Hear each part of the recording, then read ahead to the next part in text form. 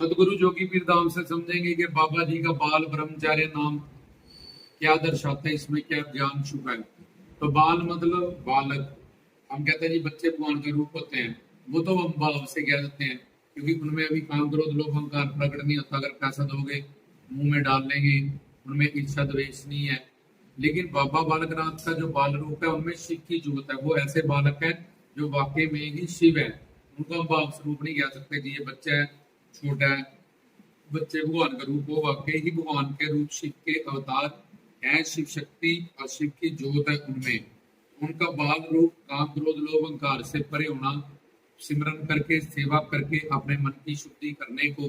ये बाबा जी बाल ब्रह्मचारी हैं और बाबा जी हमें शिक्षा देते हैं। जैसे माँ के पेट से आया था, बड़ा भोला था, ये झूठ बोलना, काम क्रोध लोभ अहंकार इच्छा द्वेष तृष्णा, ये सब तूने बाद में इस संसार से सीखा है। अगर मेरी कृपा चाहिए तो वैसा ही जब माँ के पेट में आया था भोला वाला, वैसा ही तू बन जा।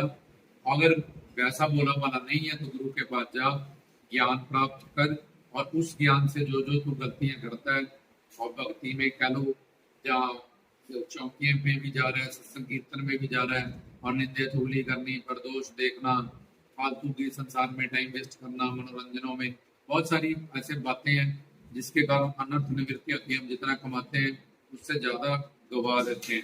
तो बाबा जी कहते हैं कि बाल स्वरूप मतलब शरणागति, सरेंडर हो जा हरि गुरु भगवान के। किसी भी साधना जब तक पठ पूजा व्रत तीर्थ दान से तू मुझे नहीं पा सकता, देख सकता, समझ सकता, क्योंकि तू माया के अधीन है और माया मेरी शक्ति है। और माया काल को जीतने के लिए वही जीत सकता है जो भगवान को जीत पाए। इसलिए भगवान से बड़ा गुरु, गुरु की शरण में चला जा। तू काल माया को अगर जीतना चाहता है, कोई जब तक पठ पूजा अर्थ तीर्थ दान इसका अभिमान मत कर। बलिहार जा, बलहीन होके जा, मंगता बन के जा, भिखारी बन के जा, उनके दर का कुकर बन के जा, उनकी शरण में जा, शिक्षा दीक्षा प्राप्त कर और ज्ञान तत्व ज्ञान प्राप्त करके उनकी शरणागति को कबूल ले और अपने अंदर भोला भाव, भोलेनाथ कहते हैं ये भोला भाव। अगर तो बहुत चलाक बनता है, इंटेलिजेंट बनता तो फिर ज्ञान प्राप्त कर और जो जो गलती है इसको निकाल। अगर धन्य जाट की तरह या भक्तों की तरह तू बोला है, चाहे कि तू ज्ञान ना प्राप्त कर तब भी मैं तुझे मिल जाऊंगा। पर कलियुग में धन्य जैसा बोला ढूंढना या शबरी जैसा भक्त ढूंढना ये नामुमकिन सा है। जो भक्त थे, भक्त वत्सल्य, वो बहुत बोला भाव था उनमें। लेकिन आजकल सब काम क्रोध लोभ अहंकार का ये युग है। इसलिए बाबा जी कहते हैं जाके ज्ञान प्राप्त कर। फिर जब ज्ञान सुनेगा, प्रेम करेगा, प्रेम बढ़ेगा, ऑटोमेटिकली शरणागति बढ़ेगी, सहनशीलता, दीनता, नम्र, सात्विकता बढ़ती जाएगी। तो धीरे धीरे उसी रूप में चला जाएगा जैसे अपने माँ के पेट से तू आया था, काम क्रोध लोभ अहंकार से परे।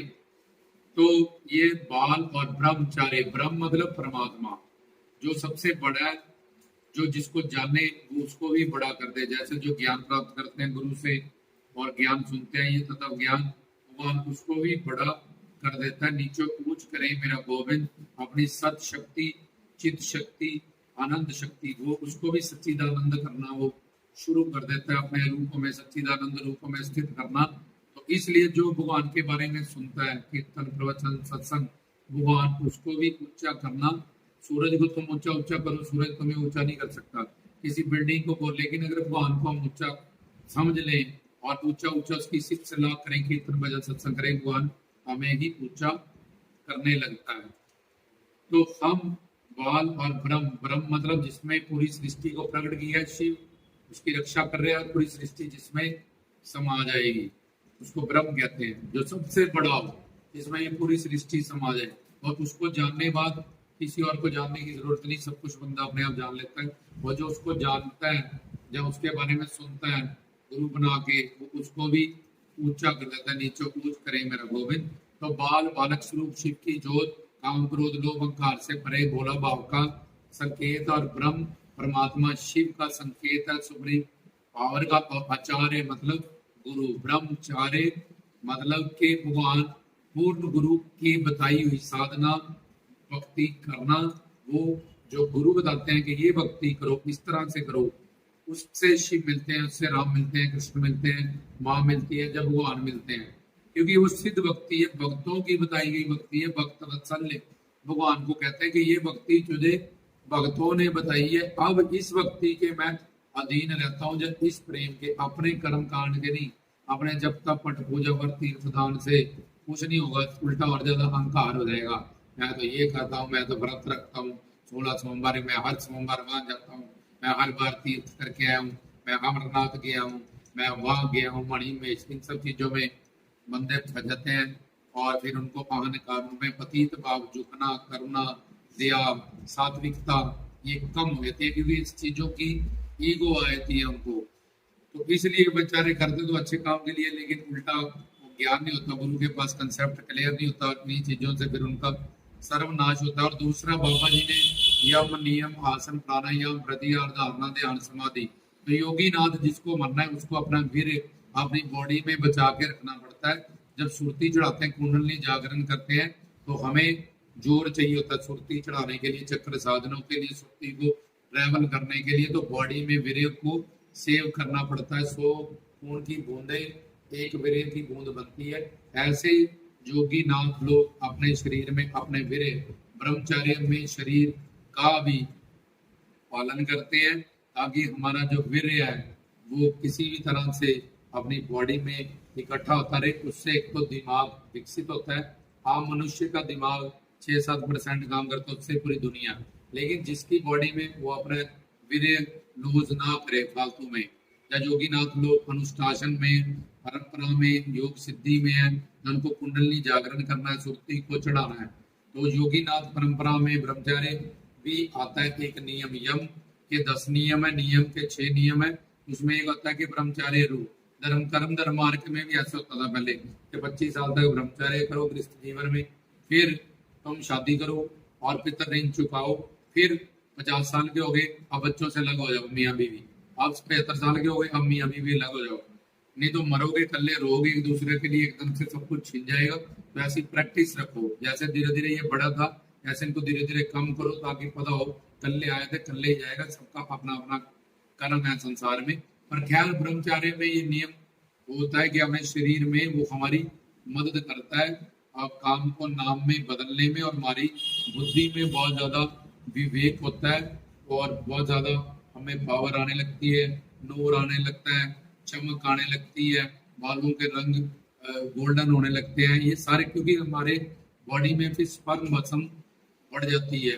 और बहुत सारे उस चीज के योगी नाथ लोग खंडावे पहन के रखते हैं, ऐसे फिंगर क्रॉस करके रखते हैं, ऐसे से काम शक्ति पे कंट्रोल होता है, क्योंकि उन्होंने संसार में नहीं जाना, वो गृहस्थ जीवन में नहीं है, इसलिए उनको अपना वीर्य संभाल के रखना है, क्योंकि उनको कुंडली जागरण करना है। लम वम हम यम ओम, इस तरह से एक एक जाकर उन्होंने सिद्ध करना है कुंडली को, जो मूलाधार चक्र में जहाँ रीढ़ की हड्डी खत्म होती है, नीचे वहां सोई रहती है, उसको पार्वती कहते हैं। कुंडली मार के वहां से उठा के दसम द्वार में, सहस्रार में शिव से मिलन कराना होता है। इसको शिवरात्रि कहते हैं कि इसके अंदर से रात्रि खत्म होगी। अब काम, क्रोध, लोभ, अहंकार की, अज्ञानता, विद्या की, इस शव में शिव प्रकट होने लगे हैं।